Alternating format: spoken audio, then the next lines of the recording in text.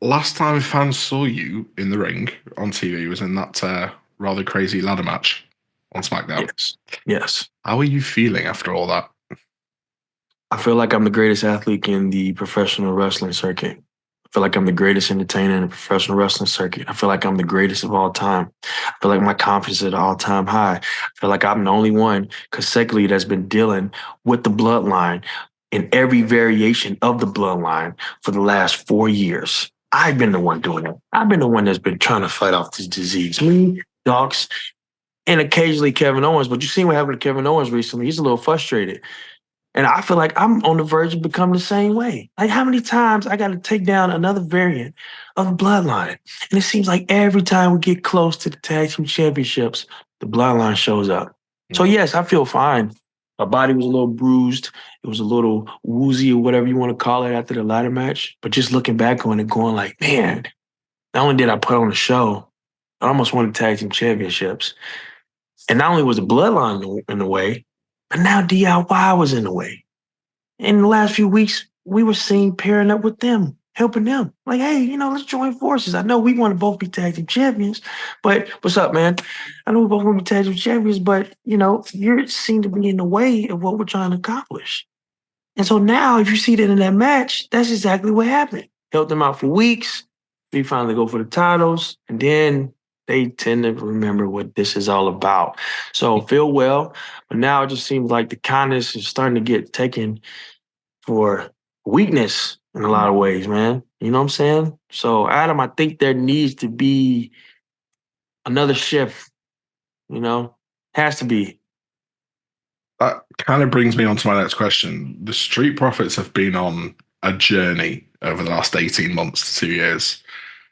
Where are you at now, and what is that next shift for you guys? Next shift is figuring out what's wrong, man. Like, how many, like in life, like I was speaking to the last John interview. It's been almost 4 years since we had like any type of goal, any type of tag team championship, right? And in the age and the era we live in now, if you don't have something to show your worth, people don't pay attention to you. And the sad part is, it's not like the Street Profits that we haven't shown our worth. We have plenty of times. Evolve, NXT, Raw, and SmackDown tag team championships. We're actually the first tag team to win the Triple Crown. No, not the first. We're the fastest tag team to win the Triple Crown ever. Ever. So it's like all these historic accolades and feats, but still not in the conversation. And that bothers us. Well, it bothers me specifically. I can't talk for anyone else, but when you do something for a long time and there's no accolade, there's no conversations, there's no, oh yeah, they're great. That, to me, that bothered me. I like being talked about. Not necessarily in a bad way, but I like being talked about. And the fact that we're not being talked about after everything we've done, man, makes you feel like you don't belong. It's like you're worthless. And I know I ain't worthless.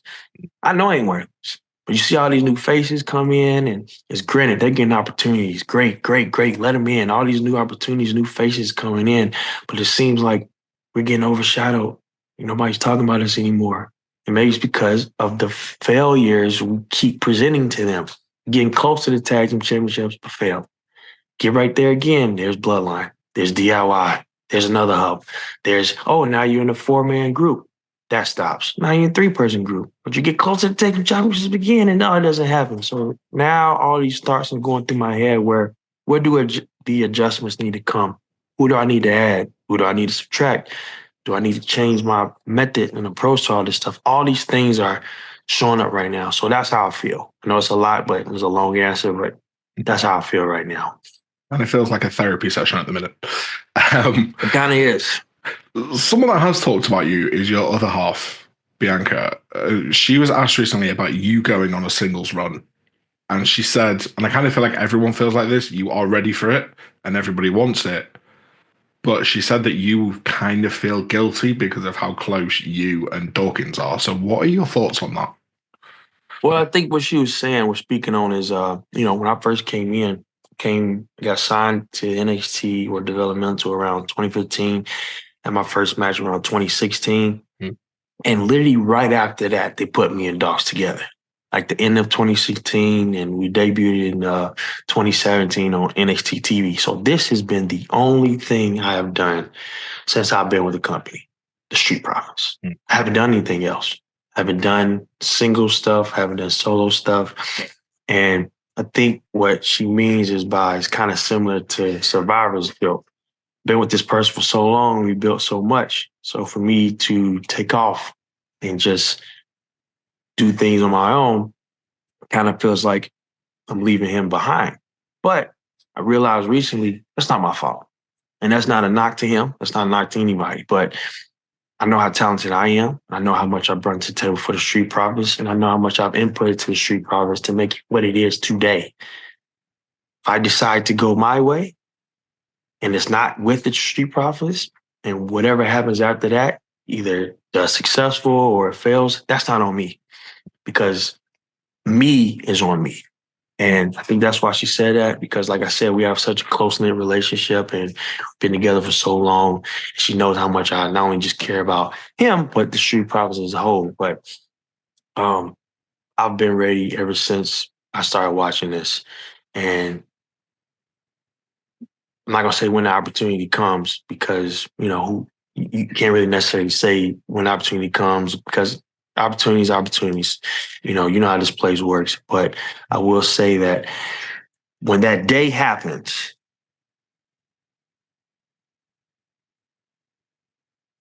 how will you know when the time is right then for you to go solo? I would say when everything I'm doing now isn't working. I feel like I'm on the cusp and the verge of that now. I feel like for the last, like I said, we've been together since late 2016, early 2017. We won Evolve, NXT, Raw, and SmackDown Tag Team Championships. But right after we lost the SmackDown Tag Team Championships, we haven't had no success since then. Been the same tag team. We've been doing the same things, had the same passion, actually upped my training to be in the best shape of my life, and there's still no success. So now all these questions are popping in my head are like, what I need to get rid of, what I need to add, what do I need to subtract, what am I doing wrong, what do I need to change? Yeah. And that's where I'm at now. Because I'm not old, but I'm also not young either. And these are all the things that are like going through my head right now, where I'm so fixated on anything in life that I put so much work into it. If I don't see results, I shift, because insanity is doing the same thing and expecting results. I'm not insane. I'm crazy. I ain't insane. So I think that's the main thing. I'm just right now just looking at where do I need to be at and where I need to go, and getting rid of the access fact that is hindering me from being the person I know I can be, which is a world heavyweight champion, which is a world champion. I know that. I can say that. Now, there's no doubt. There's no unconfidence in that. I know that I'm a world champion. I'm a world heavyweight champion. I know world heavyweight champion material, and nobody can take that away from me. But that time is when I feel like, and like I said, it could be on the cups of that right now, when my frustration has reached its fulfillment, or I feel like I've closed this chapter, or I feel like there's nothing else to do in this chapter because I've tried every single thing for this to continue to be successful. That'd be time. I feel essentially it's like how Derek Jeter was. I remember I went to an event. He was explaining when he quit baseball. And I'm not saying I'm quitting wrestling. I'm talking about shifting from the Street Profits. And he said, when I literally gave it my all, and it's still like, when I gave it my complete all and there was nothing else I can give to it, that's when it's time to leave. And that's how I feel too. So with that being said, what is left for the Street Profits then?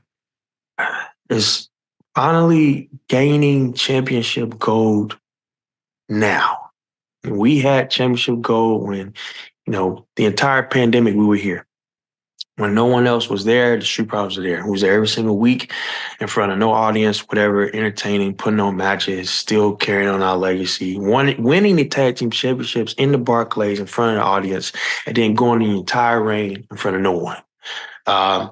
Being there every time consecutively, showing up. And then right when the crowd starts coming back in, we lose the tag team championships, and then we never gain them back ever again.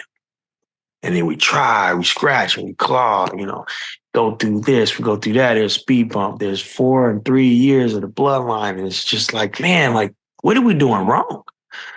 And I think that's where I'm at now. What am I doing wrong?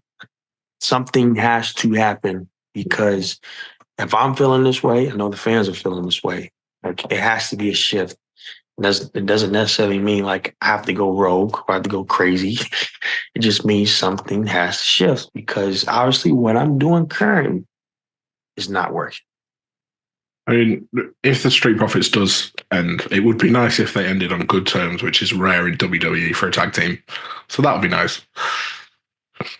I think if you look at your whole kind of WWE career, you've been around for 9 years. You've wrestled more than 600 matches. Do you feel you've earned that respect of not just the fans, but of your peers and everybody? Because you didn't go the traditional sort of indie route that people talk about these days. You made your own path through WWE. Right. 100%. Like, I know, like, it's professional wrestling has like this period where you have to, like, gain respect or whatever. I feel like if I haven't gained the fans' respect at this point, something's wrong. I'm not doing something right. Something, like I said, it goes back to like, like, do I need to shift? Do I need to do some things to be in the conversation? Like, and then for the longest, I was double dutching. I was like, dang, is something wrong with me? Like, I'm not in these conversations. I'm not doing this. Like, I feel like, gosh, I'm in the best shape of my life. I'm having these crazy matches. I'm having these great performances, but I'm still not in the conversation. So I'm just like, dang, and I look at everyone else who's in the conversation, not as athletic, not as sharp, not as distant. And it's not a knock to anybody. It's just, what do they have? What are they doing? What are they possessing that I don't have? What do I need to shift into to get what they got right now? And that's where I'm at. Like, literally sitting back, observing everything. Because for the longest, like I said, I thought something was wrong with me. Like, what's wrong with Montez? Something's wrong with Montez? You're not in shape?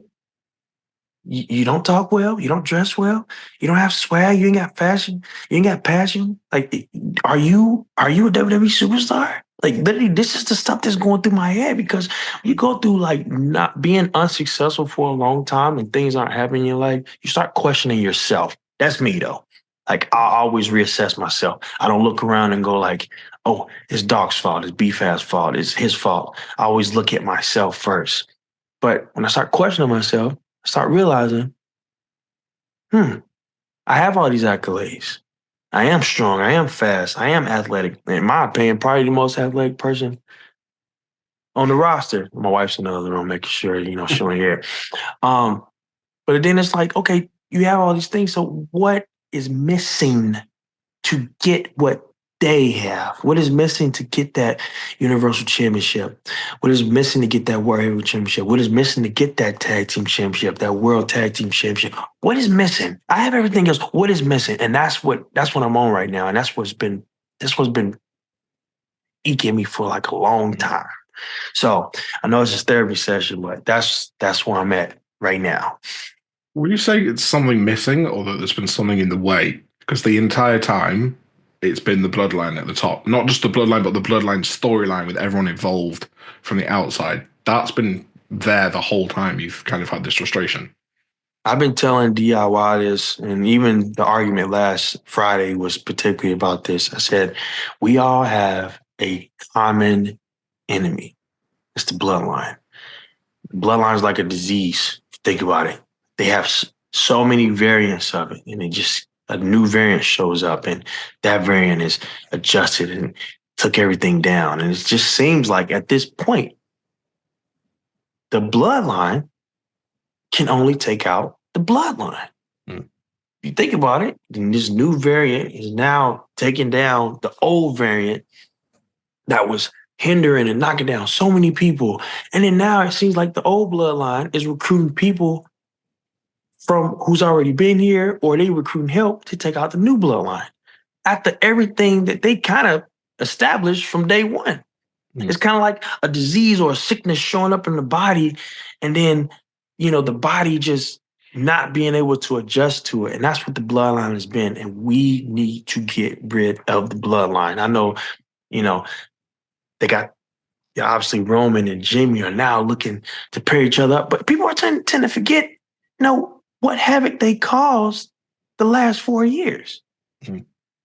So it's like, essentially, part of me is like, yeah, I've been going against the bloodline, but now that they're going against each other and they're going out recruiting people, I'm like, nah, y'all handle that because y'all created this mess.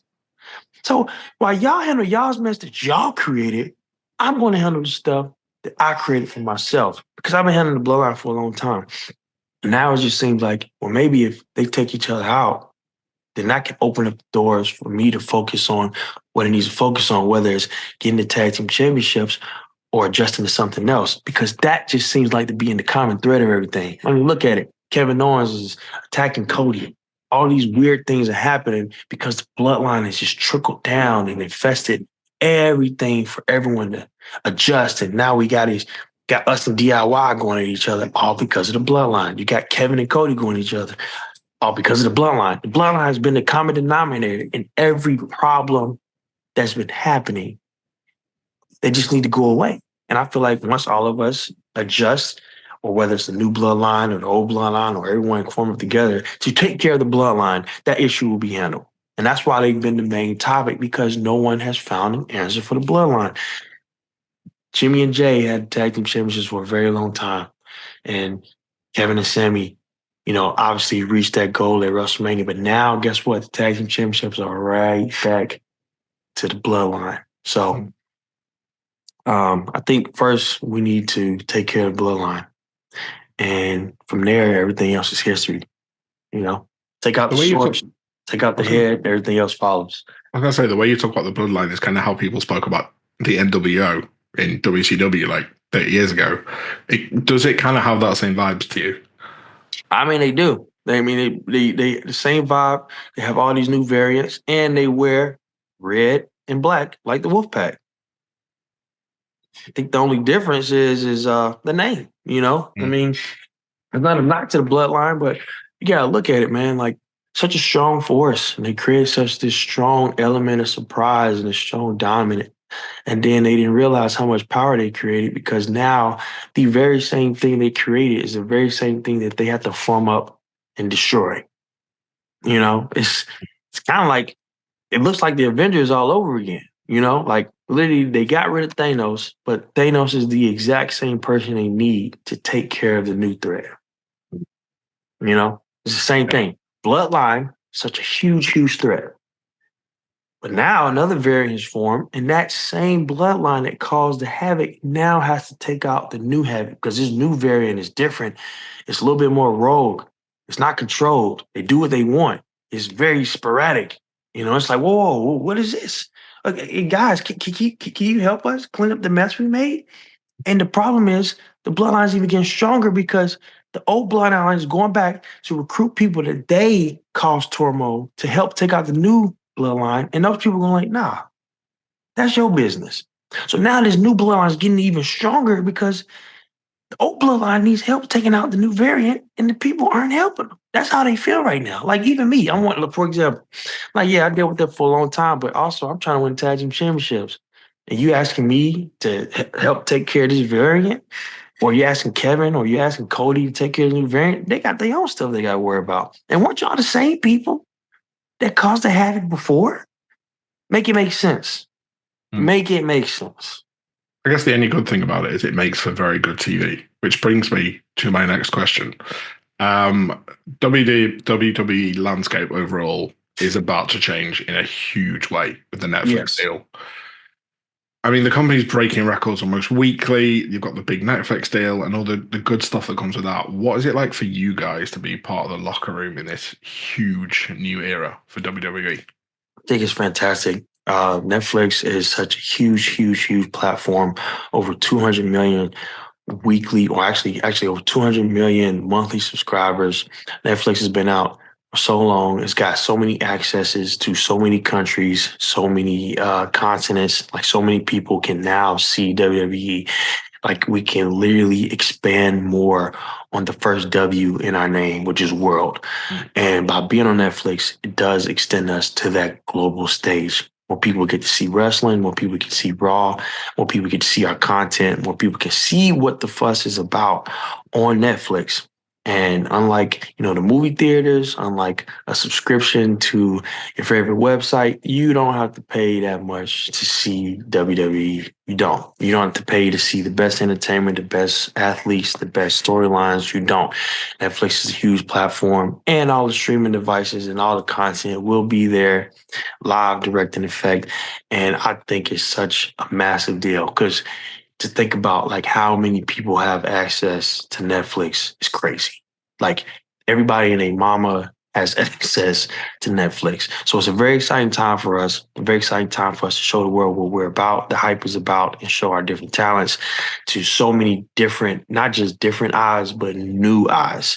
And that's such a huge opportunity for everyone across the board. And also Netflix has so many different shows and contents, for the WWE talent. So for us to have WWE on there, which is different, which is fresh, which is new, hopefully it gets more interest to the other shows and stuff on there to see the talent display themselves. And, eventually WWE takes over the entire Netflix. When you turn on Netflix, you don't just see WWE superstars on Raw. You see them on whether it's the Love is Blind or whatever it is, whatever other shows that they have going on, you see WWE talent in there. So I think it's great, and I think it's the start of a WWE takeover.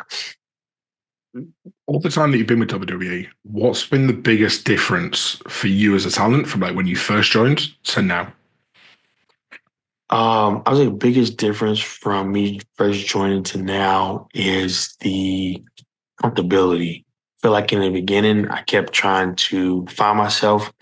I didn't come from like the indie background, like you said. So like I watched it my whole life. So like I didn't necessarily know like my validation. So I would go online and just look and see like what was good. And obviously, you go online, it's probably not the best thing to do. So like I would say now is just being comfortable in what I do and that I'm confident enough that it's going to carry through and that I'm telling the story that I'm trying to protrude out to the WWE universe. If that makes sense. Yeah. I would say that like just feeling so much more comfortable in everything and just everyone knowing like what my intent is and being able to not just tell a story, but tell how I'm feeling using my body and expressions and emotion without saying the word sometimes. Because you can't hear what everyone's saying in the ring, live TV, all the fans are screaming, but just adjusting and making myself comfortable and showing the world like and telling the story through like my body and like my presence, my aura, if you want to call it, So I kind of like asking this next question because I get very varied answers. But are there any misconceptions or rumors about you've heard over the years that you just want to set straight? It's a great question. I think one is, I did see this one recently. Is that, and I think it was back to what you was asking earlier. He was saying, Montez Ford doesn't really want to go solo because he's afraid of leaving his partner. Now, I'm not afraid of anything. I'm not afraid of, leaving my partner or anything like that. This is what I have been put to do since I've been here. I've been trying to make the best of this situation, just like anyone in life. Like what I'm doing in the WWE is no different from what anyone does in life. Like whatever cards you're dealt, you make the best of it. But once you get comfortable, you get success in a certain area, you're confident and you start trying and you want to protrude out and go into other areas that you could possibly be successful in. But I think one thing I would like to debunk is me being nervous or scared to leave dogs. It's not the case. I would change that to if that time comes for us to be away from each other, I am ready. Can't speak on anyone else. I am ready. I've been ready, still ready. I was going to be ready, period. So I'll leave it as that. Good answer. And very last question. What is your favorite British food? Oh, I would definitely say, oh, what's the name of that pie? It's a pie. You probably know exactly what pie I'm talking about. Babe, I'm gonna ask my wife. It's called, because we always get it every time we go to the UK shows. They bring it to the actual catering, and we kill it. It's a certain type of pie. Let me yell, grab her.